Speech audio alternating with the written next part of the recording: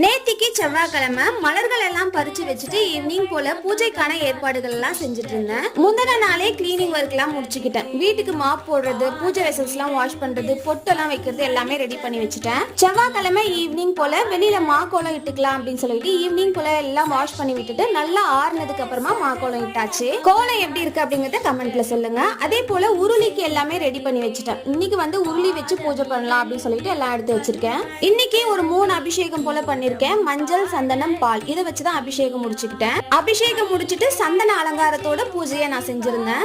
நிவேதனத்துக்காக வீட்டுல இருந்த பழங்களே எடுத்து வச்சிருக்கேன். நிவேதனம், சக்கரை பொங்கல் இந்த மாதிரி எதுவும் என்னால செஞ்சு வைக்க முடியல. இப்போதைக்கு அப்படியே வீட்டுல இருக்கிறத அப்படியே எடுத்து நிவேதனமா எடுத்து படைச்சிட்டு இருக்கேன். ஐயனுக்கு சந்தனம் அப்படிங்கிறது ரொம்ப ரொம்ப ஸ்பெஷல். அந்த மாதிரி தான் வேலுக்கு சந்தன அலங்காரம் அவ்வளோ அழகா இருந்தது. என்னோட கண்ணை பட்டிருக்கும் போல அவ்வளோ அழகா தெரிஞ்சாங்க. நெக்ஸ்ட் vlogல பார்க்கலாம். Bye from Thulasi.